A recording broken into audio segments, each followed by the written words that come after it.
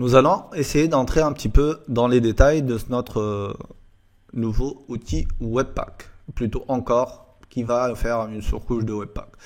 Donc ici, si on reprend notre fichier webpack-config.js qui va nous permettre de configurer en fait cet outil-là, qu'est-ce qu'on lui dit ici? Eh ben, on lui dit que tout ce que tu vas builder, tu vas le mettre ici au niveau de ce dossier-là, et que là, tu as une entrée, c'est-à-dire que tu vas prendre tout ce qui se trouve ici comme require, tu vas l'encapsuler et tu vas le mettre dans un fichier app.js et app.css au niveau de notre dossier build. Et que ce que tu vas récupérer, tu vas le trouver au niveau du dossier assets, un dossier JS et notre fichier app.js. Donc on va aller voir ce fichier là app.js. Et là, qu'est-ce qu'on trouve? On trouve qu'il va faire un require de app.css et que tout ce qui est JavaScript, il va être utilisé ici. Donc on va essayer de voir ce qui se passe en fait réellement. Donc là, la première chose que je vais faire, c'est que je vais modifier ça en red, ok? Et que dès que j'enregistre, vous voyez qu'il a recompilé son fichier. Donc si je vais voir le app.css, je vais voir que là, ça a modifié notre fichier. Donc on va tester tout ça. Je vais faire un nouveau controller. Voilà, j'ai mis une action qui s'appelle base action qui va me conduire vers un fichier, le fichier de base.html.8 qui lui va appeler CSS là. Donc ici, je vais mettre un petit slash base, voilà, et là on va voir que on va avoir une page blanche avec un background red. Et donc si je change ici au niveau de mon app.css et que je vais mettre un light gray par exemple, je vais revenir, ou bien un light blue, ce qui va se passer, c'est que puisque j'ai fait un watch, bah, automatiquement dès que je change quelque chose, il va recompiler et là on va retrouver si on la nouvelle couleur, donc puisque le fichier CSS de base a été modifié. Normalement c'est un light blue. Voilà. Autre chose, ici, au niveau de votre fichier app.js, vous pouvez faire autant de require. Donc, si vous avez plusieurs fichiers CSS que vous en avez besoin, donc vous pouvez les require ici. Lui, qu'est-ce qu'il va faire? Il va parcourir l'ensemble de ces requires-là. Il va les encapsuler dans un seul fichier, qui est le fichier app.css. Et donc, ici, je vais reprendre, je vais copier ça. Je vais l'enregistrer ici. Je vais l'appeler app2.css. Voilà. Voilà, app2.css.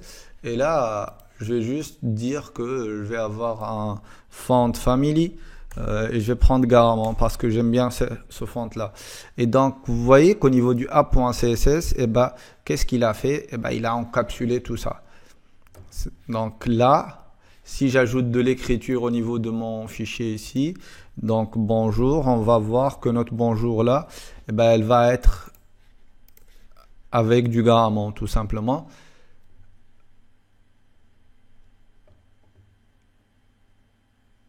Voilà. Donc si j'inspecte cette partie-là, on a notre font family qui est du Garamond. D'accord? Et donc vous comprenez un petit peu plus le fonctionnement de ce encore. Donc supposons que vous avez plusieurs pages, comme c'est mentionné dans le app.js, plutôt ici, bah, vous allez ajouter une nouvelle entrée. Vous allez lui dire qu'ici on va avoir notre page 1.js et donc au niveau de notre fichier dossier JS, on va ajouter un JavaScript file que je vais appeler page 1.js. Vous pouvez l'appeler ce que vous voulez, hein. Et là je vais faire un petit require de quoi, de est-ce que je crée un nouveau fichier CSS? Bon, je vais prendre le app2 tout simplement, donc ce truc là, et donc je vais copier tout ça directement pour ne pas écrire. Ici j'ai besoin d'un autre fichier qui est page 1.css avec le Garamond que je vais déjà utiliser, donc pas besoin de le réécrire. Et donc là, si je vais avoir un autre fichier stylesheet que je vais appeler donc page 1 et dans lequel je vais mettre le body A Yellow. Background color, ça va être du yellow. Et texte.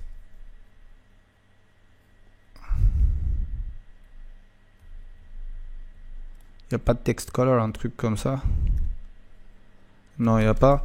Et donc, ce que je vais faire, c'est que je vais lui dire que pour mes paragraphes à moi, je veux que la couleur, eh ben, ça va être du rouge, du red. Voilà.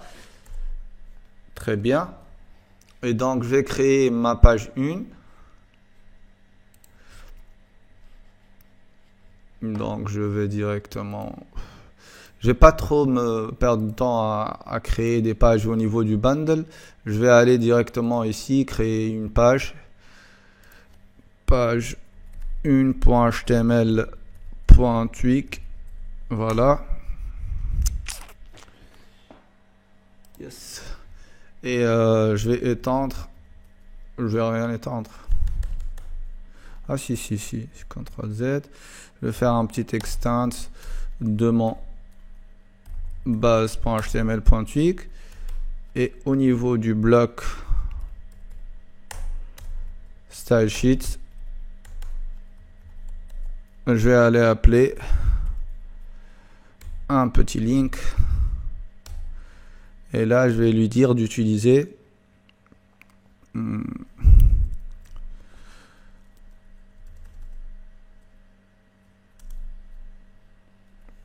voilà. Mais là, je vais prendre page 1.css que je vais créer. D'accord?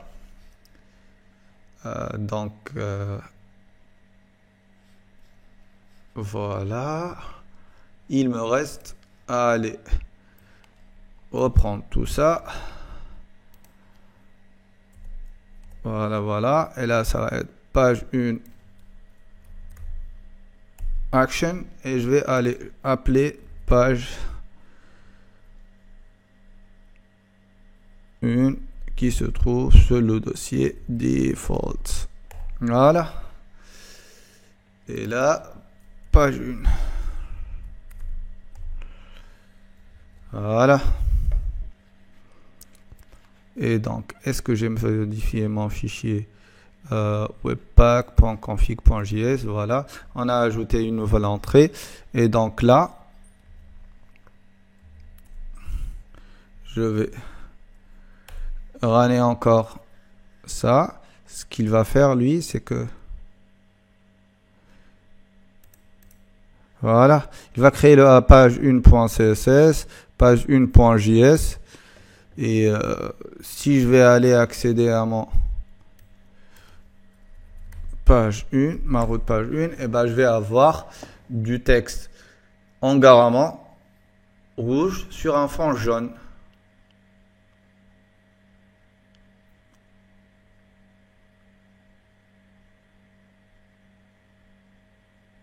Voilà. Ouais. Par contre, je l'ai pas mis dans un P, c'est pour ça.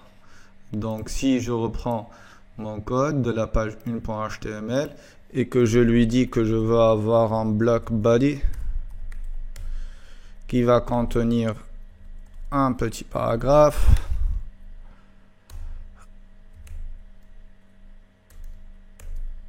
Et dans ce paragraphe-là, je vais lui dire bonjour, je suis la page 1. Voilà, tout simplement. Et si j'actualise, je vais avoir ça. Avec bien sûr du rouge. Unknown block tag. Ah oui, ok, désolé. Donc, bloc. Voilà. C'est mieux comme ça.